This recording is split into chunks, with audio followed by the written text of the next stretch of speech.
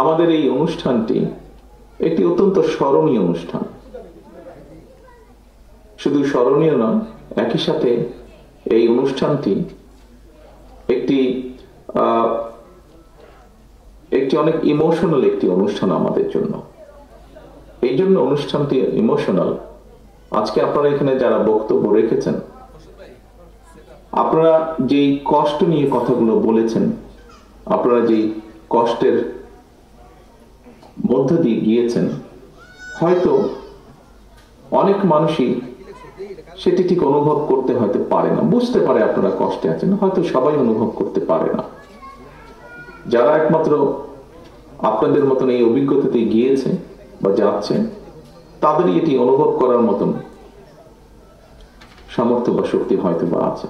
অন্যদের হয়তো আছে, সেটা অন্যভাবে তারা অনুভব করেন, যারা এই এক্সপেরিয়েন্সের মধ্যে দিয়ে যাননি।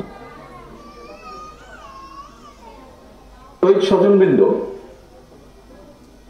গত প্রায় 17 বছরে বেশ করে বিগত যে স্বৈরাচার বাংলাদেশ থেকে পালিয়ে গিয়েছে, আপনারা আপনাদের যে স্বজনকে হারিয়েছেন,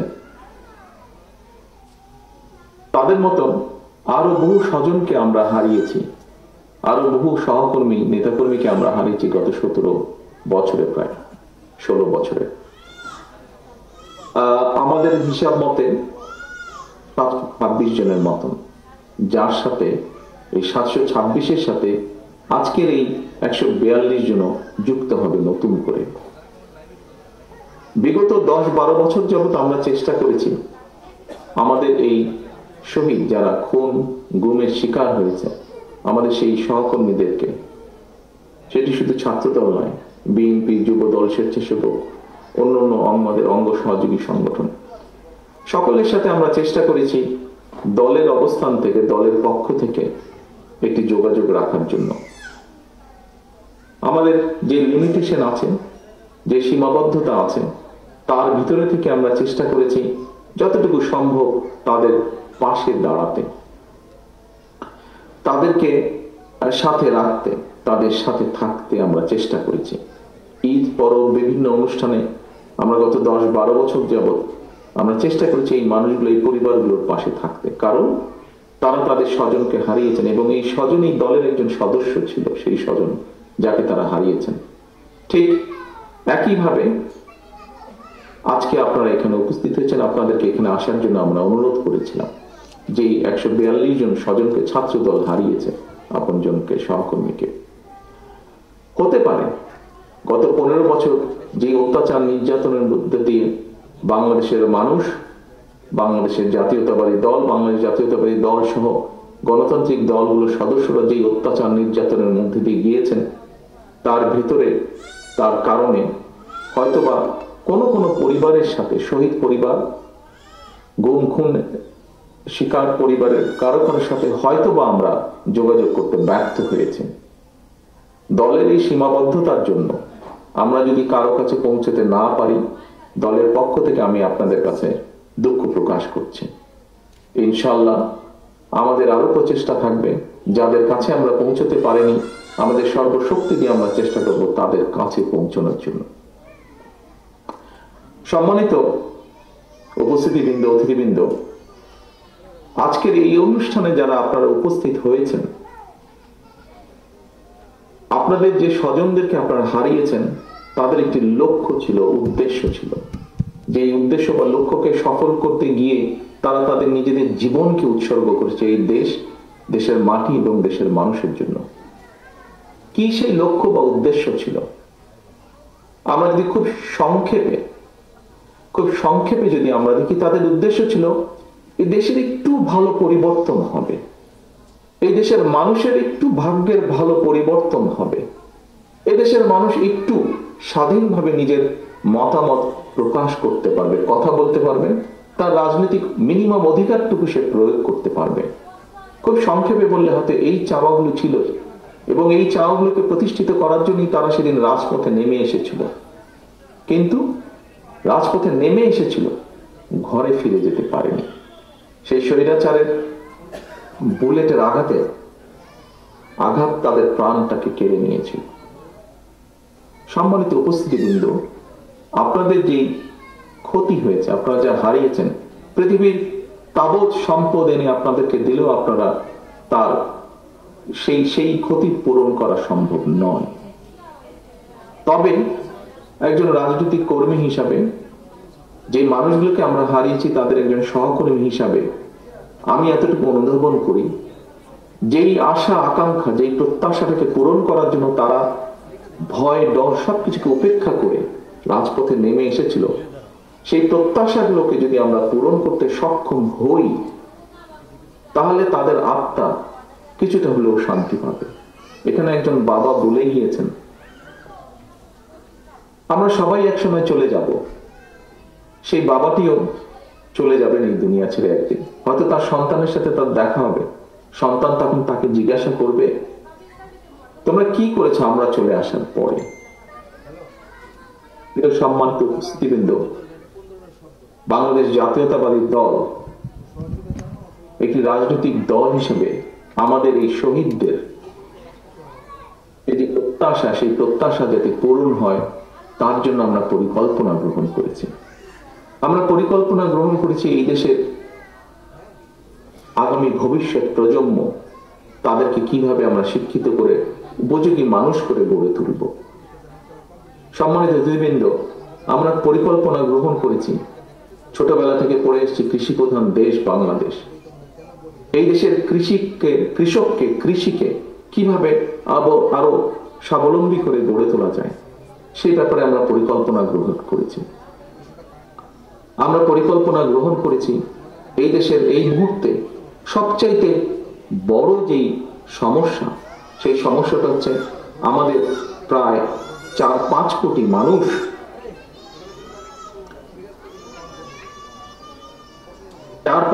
মানুষ যারা তরুণ, আরো প্রতি বছর লক্ষ লক্ষ যে তরুণ যুক্ত হচ্ছে যে তরুণ সমাজের সাথে, তাদের কর্মসংস্থান, বেকারত্বকে, অভিশাপ থেকে তাদেরকে কিভাবে বের করে নিয়ে আসা যায়, সেই পরিকল্পনা আমরা গ্রহণ করেছি।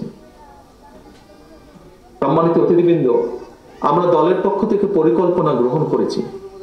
আমরা প্রায় একটি কথা বলি যে দেশকে যদি এগিয়ে নিয়ে যেতে হয়, তাহলে দেশের জনসংখ্যার যে অর্ধেক নারী সমাজ, সেই নারী সমাজকেও এগিয়ে আসতে হবে, তাদেরকেও সহযোগিতা করতে হবে, তাদেরকেও পথ দেখিয়ে দিতে হবে যে কিভাবে তারা স্বাবলম্বী হতে পারবেন, সেটি রাজনৈতিকভাবে হোক, সেটি অর্থনৈতিকভাবে হোক। দেশের অর্ধেক যে সমাজ, অর্ধেক যে জনসংখ্যা নারী সমাজ, তাদের জন্য সেই পরিকল্পনা আমরা গ্রহণ করেছি। দেশকে, অর্থাৎ আমাদের শহীদরা, তারা যে প্রত্যাশা নিয়ে নিজের জীবনকে উৎসর্গ করেছে, সেই প্রত্যাশাগুলো যাতে পূরণ করতে পারি আমরা, এই দেশের মানুষের সমর্থন নিয়ে একটি গণতান্ত্রিক উপায় সরকার গঠন করতে সক্ষম হলে সকলকে, রাজনৈতিক দলগুলোকে, আমরা বহু আগেই বলেছি যে আমরা সকলকে একসাথে নিয়ে দেশ গড়তে চাই। আমরা অতীতে দেখেছি যে দেশ বিভক্ত করে দেওয়া হয়েছিল, এবং সেজন্যই দেখেছি বাংলাদেশ সহ বাংলাদেশের প্রত্যেকটি প্রতিষ্ঠান কিভাবে ভেঙে চলে ছারখার হয়ে গিয়েছে। আমরা বিশ্বাস করি যে দেশকে যদি গড়তে হয়, জাতিকে ঐক্যবদ্ধ করতে হবে। এই ঐক্যবদ্ধ করতে হলে পরিশ্রম করতে হবে। দেশকে গড়তে হলে জাতিকে ঐক্যবদ্ধ করতে হবে। ঐক্যবদ্ধ করার জন্য সব প্রকার উদ্যোগ আমরা গ্রহণ করেছি। সম্মানিত অতিথিবৃন্দ, শহীদ পরিবারের সদস্যবৃন্দ, আপনারা এখানে যারা বক্তব্য দিয়েছেন, আপনাদের বক্তব্য থেকে কতগুলো বিষয়, কতগুলো পরামর্শ বেরিয়ে এসেছে। তবে হয়তো বিভিন্ন কারণে আপনারা কিছু কিছু বিষয় হয়তো খেয়াল দিতে পারেননি, সেজন্যই হয়তো বেরিয়ে এসেছে। যেমন বলেছেন জুলাই সনদ, এটি আমরা 3 মাস আগে দিয়ে দিয়েছি। আপনারা বিচারের কথা বলেছেন, বিচারের কথা শুধু আপনাদের কথা না, বিচারের কথা সমগ্র বাংলাদেশের প্রত্যেকটি গণতান্ত্রিক মানুষের দাবি, প্রত্যেকটি গণতান্ত্রিক মানুষের কথা, দাবি এটি। কাজেই কেন আমরা সেটি করব না? অবশ্যই বাংলাদেশ জাতীয়তাবাদী দল যখনই সুযোগ পাবে অবশ্যই নিশ্চিত করার চেষ্টা করবে প্রত্যেকটি হত্যাকাণ্ডের বিচার, এটি নিশ্চিত করার চেষ্টা করবে, কারণ এটি আমাদের কমিটমেন্ট।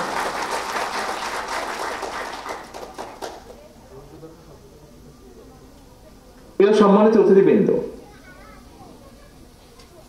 এই মুহূর্তে যদি আমরা মিডিয়া দেখি, আমরা মিডিয়া দেখলে দেখব যে একটি বিষয়কে ঘিরে বিভিন্ন রকম কিছু কিছু মেসেজিং করার চেষ্টা করা হচ্ছে, কিছু একটি তৈরি করার একটি গল্প তৈরি করার চেষ্টা করা হচ্ছে। দেখুন, আমি আমার একটি রাজনৈতিক অভিজ্ঞতার কথা আপনাদের সামনে তুলে ধরতে চাই। এই অভিজ্ঞতা আমার যেমন আছে, এই অভিজ্ঞতা মহাসচিব সাহেবের আছে, এই অভিজ্ঞতা মঞ্চে উপস্থিত রিজভী সাহেবের আছে, এই অভিজ্ঞতা মঞ্চে উপস্থিত আমাদের ছাত্র দলের সভাপতি, সেক্রেটারি, আমাদের ছাত্রবিদের সম্পাদক বকুল সহ অনেক নেতৃবৃন্দের আছে এই অভিজ্ঞতা।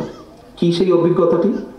আমরা যখনই বিভিন্ন মানুষের সাথে কথা বলি, এই দেশে আমি যুক্তরাজ্যে আছি, এখানেও যখন বাংলাদেশি মানুষের সাথে দেখা হয়, প্রত্যেকে বিভিন্নভাবে তাদের কিছু কথা তুলে ধরেন। আপনারা যেরকম তুলে ধরেছেন, কেউ বলেছেন প্রশাসনকে এটা বলে দিতে, প্রশাসনকে কঠোরভাবে নিয়ন্ত্রণ করতে অথবা ঠিকভাবে গাইড করতে, কেউ বলেছেন বিচারের কথা, বিভিন্ন জন বিভিন্ন পরামর্শ আপনারা দিয়েছেন। এভাবে বিভিন্ন মানুষ পরামর্শ দেয়। সম্মানিত অতিথিবৃন্দ, সকলের কাছে আমি একটি কথা তুলে ধরতে চাই।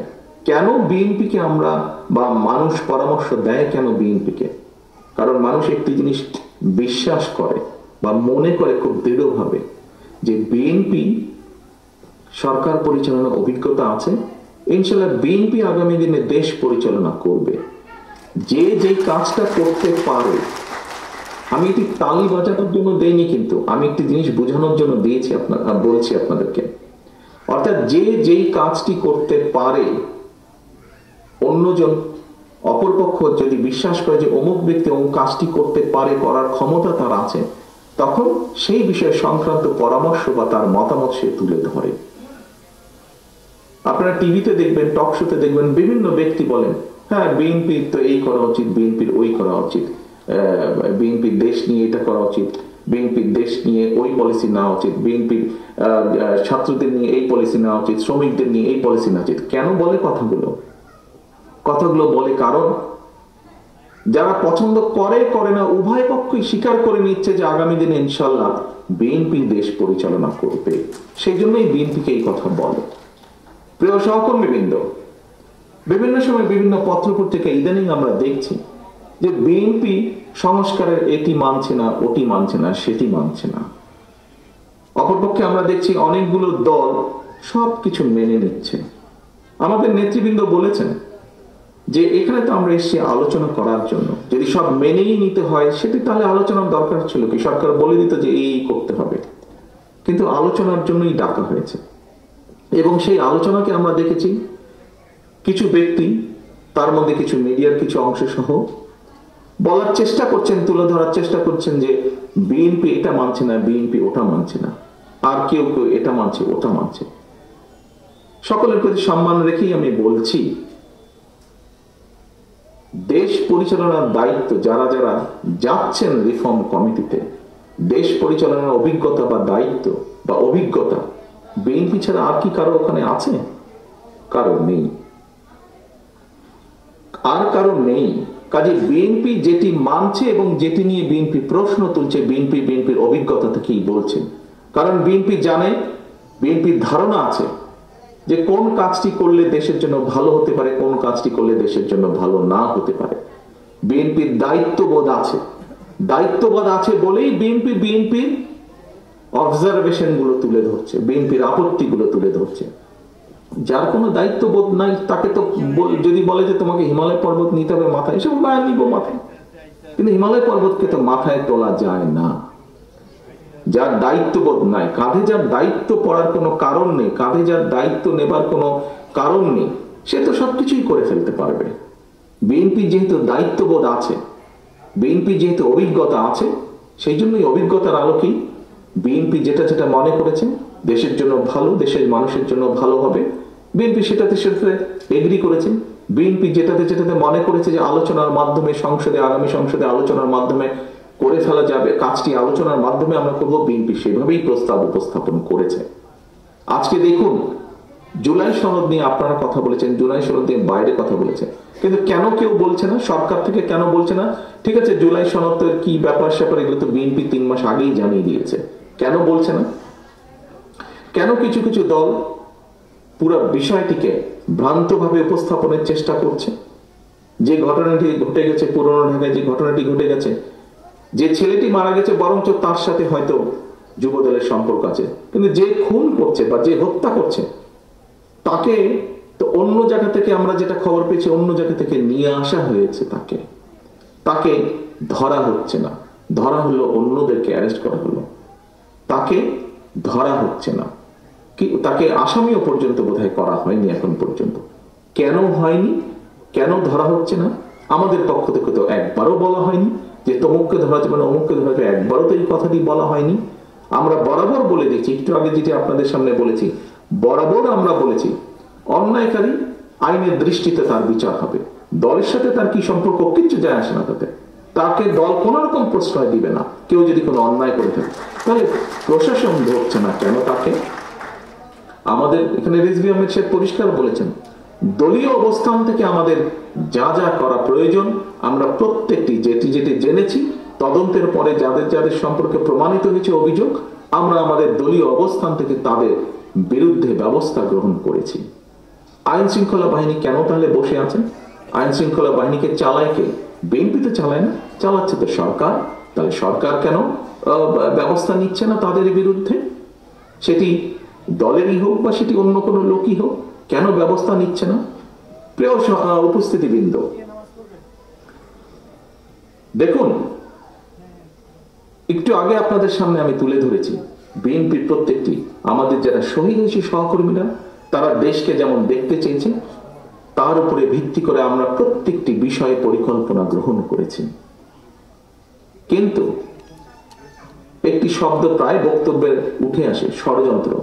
যা আগে বলেছিলাম 8 মাস 7 মাস আগে, তা এখনো বলছি। শুধু আমি একা বলছি না, যারা বিবেকবান সচেতন মানুষ, দেশপ্রেমিক মানুষ, প্রত্যেকটি মানুষ বলছেন এই কথাটা। নতুন করে ষড়যন্ত্র আবার শুরু হয়েছে। একটু আগে আমি বলেছি বিএনপি তার অভিজ্ঞতার আলোকে বলেছে সংস্কার কোনটি উচিত হবে, কোনটি উচিত হবে না, বা কি মতামত, কারণ বিএনপি দায়িত্ববোধ থেকে বলেছে। প্রিয় সহকর্মীবৃন্দ, আমরা বরাবর এক কথা বলে এসেছি, আমরা সবসময় গণতন্ত্রে বিশ্বাস করি, বাংলাদেশের স্বাধীনতায় বিশ্বাস করি, বাংলাদেশের মানুষের সার্বভৌমত্ব, দেশের সার্বভৌমত্বে আমরা বিশ্বাস করি, মানুষের কথা বলার অধিকারে আমরা বিশ্বাস করি। বিএনপি তার জন্ম থেকে বলেছে, বিএনপি বহুদলীয় গণতন্ত্রে বিশ্বাস করে। এই কথাটি শুধু বলেনি, এই কথাটি প্রমাণ করে দেখিয়েছে। বিএনপি সংসদীয় গণতন্ত্রে বিশ্বাস করে। বিএনপি শুধু বলেইনি, দেশনেত্রী খালেদা জিয়ার সময় আমরা এটি প্রমাণ করে দিয়েছি প্রেসিডেন্সিয়াল ফর্ম থেকে পার্লামেন্টারিয়ান ফর্মে কনভার্ট করার মাধ্যমে। বিএনপি এই কাজগুলো যেগুলো বিশ্বাস করে, বিএনপি প্রমাণ করেছে বিভিন্ন সময় কাজের মাধ্যমে বিএনপি যা বলে। কিন্তু আমরা কি দেখেছি? অনেকগুলো রাজনৈতিক দলকে আমরা দেখেছি, কারোর সাথে আমরা দেখেছি, কারোর ব্যাপারে আমরা দেখেছি স্বাধীনতা যুদ্ধের সময়ের ভূমিকা। যখন বিএনপির প্রতিষ্ঠাতা শহীদ রাষ্ট্রপতি জিয়াউর রহমান স্বাধীনতার ডাক দিয়েছিলেন, সেই সময় আমরা দেখেছি দেশের স্বাধীনতার বিরোধিতা কে করেছে, কাদের পক্ষ নিয়ে দেশের স্বাধীনতার বিরোধিতা করেছে। আবার আমরা দেখেছি কোন কোন রাজনৈতিক দলের সদস্য এই দেশের মানুষকে যুদ্ধের ডাক দেয়নি, বরং ডাক দেওয়ার দায়িত্ব তাদের ছিল, কিন্তু ডাক না দিয়ে আমরা দেখেছি সবাই মিলে গিয়ে কোন একটি দেশে লুকিয়েছিল বা আশ্রয় নিয়েছিল। কে ছিল এই দেশে? এই দেশের জনগণ ছিল, এই দেশের মুক্তিযোদ্ধারা এই দেশে ছিলেন, এই দেশের জনগণ এই দেশে ছিল। এবং সেই মুক্তিযোদ্ধাদেরকে যারা মুক্তিযুদ্ধ করেছেন, তারা বিভিন্ন সেক্টর কমান্ডারের অধীনে মুক্তিযুদ্ধ করেছেন। আজকে যদি বিএনপির অবস্থান থেকে আমরা বলি, আমরা কাউকে দেখেছি একটু দূরের একটি দেশের গান গাইতে, আবার কাউকে দেখেছি একদম প্রতিবেশী একটি দেশের গান গাইতে। এখন তো দেখা যাচ্ছে বিএনপি ছাড়া, বাংলাদেশ জাতীয়তাবাদী দল ছাড়া বিভিন্ন দল বিভিন্ন দেশের গান গাইছে বাংলাদেশে। প্রিয় উপস্থিতিবৃন্দ, বাংলাদেশ জাতীয়তাবাদী দলের পক্ষ থেকে আপনাদের সকলের সামনে আজকে জোর গলায় আমি বলতে চাই, বিএনপি বিশ্বাস করে বাংলাদেশের জনগণ তাদের সকল রাজনৈতিক ক্ষমতার উৎস। বিএনপি বিশ্বাস করে বাংলাদেশের অস্তিত্বে, বিএনপি বিশ্বাস করে বাংলাদেশের মানুষের স্বাধীনতা সার্বভৌমত্বে, দেশের স্বাধীনতা সার্বভৌমত্বে। বিএনপি বিশ্বাস করে এটি বাংলাদেশই হচ্ছে বিএনপির সর্বপ্রথম এবং সর্বশেষ ঠিকানা। কাজে আজ পরিষ্কারভাবে আপনাদের সামনে আবারও আমি তুলে ধরতে চাই যে হত্যাকাণ্ড জুলাই আগস্টে হয়েছে, যে হত্যাকাণ্ড গত 15 বছর হয়েছে, আমাদের সুযোগ আসলে ইনশাল্লাহ প্রত্যেকটি হত্যাকাণ্ডের আমরা বিচার করব। যত সময় লাগুক ধীরে সুস্থে প্রত্যেকটি হত্যার বিচারকাণ্ড আমরা করব। আপনাদের সামনে পরিষ্কারভাবে আমি তুলে ধরতে চাই 31 দফার মাধ্যমে আমরা জনগণের সামনে দেশকে গড়ে তোলা, রাষ্ট্র কাঠামোকে পুনর্গঠন করার যে পরিকল্পনা দিয়েছি, বাংলাদেশের মানুষের সমর্থন পেলে আমরা পূর্ণ উদ্যোগে সর্বোচ্চ প্রচেষ্টা দিয়ে আমরা 31 দফা বাস্তবায়নের চেষ্টা করব। আমাদের কারণ যে শহীদরা জুলাই আগস্ট সহ বিগত 15 বছরে যে মানুষগুলো প্রাণ দিয়েছে এদেশের মানুষের স্বাধীনতা, সার্বভৌমত্ব, রাজনৈতিক অধিকার, অর্থনৈতিক অধিকার প্রতিষ্ঠার জন্য বিএনপি সর্বশক্তি দিয়ে সেই শহীদদের মর্যাদা রক্ষা করবে, প্রতিশ্রুতি বাস্তবায়নের মাধ্যমে। প্রিয় সহকর্মীবৃন্দ, প্রিয় উপস্থিতিবৃন্দ, সম্মানিত নেতৃবৃন্দ, পরিশেষে আমি আপনাদের সকলকে আহ্বান করব, আসুন আমাদের সকলকে চোখ কান খোলা রাখতে হবে। আমাদের যে আন্দোলন, আমাদের যে যুদ্ধ ছিল গণতন্ত্র প্রতিষ্ঠার, মানুষের অধিকার প্রতিষ্ঠার, সেই যুদ্ধ কিন্তু এখনো শেষ হয়ে যায়নি। একটি হাদিস দিয়ে আপনাদের সামনে থেকে আজকে আমি বিদায় নিতে চাচ্ছি। একটি হাদিসে বলা হয়েছে, কোন ব্যক্তির মিথ্যাবাদী হওয়ার জন্য এতটুকুই যথেষ্ট যে সে যা শুনে সত্যতা যাচাই না করে তাই প্রচার করে বেড়ায়। প্রিয় সহকর্মীবৃন্দ, সম্মানিত উপস্থিতিবৃন্দ, আমরা অনেকেই আজকে ধর্মীয় অবস্থান থেকে অনেককে আমরা কথা বলতে দেখি, অনেককে কথা বলতে শুনি। তাদের সকলের কাছে, তাদের সকলের সামনে এই হাদিসটি আমি রেখে যাচ্ছি।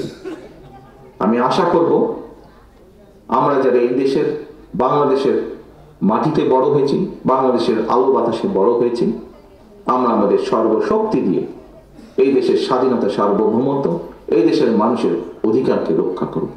আজ শহীদ পরিবারের এই মিলন মেলায় এই হোক আমাদের প্রতিজ্ঞা যে যে কোনো মূল্যে আমরা এই হত্যার বিচার এবং শহীদদের যে স্বপ্ন, যে প্রত্যাশা ছিল, তা আমরা পূরণ করতে সর্বোচ্চ চেষ্টা চালিয়ে যাব।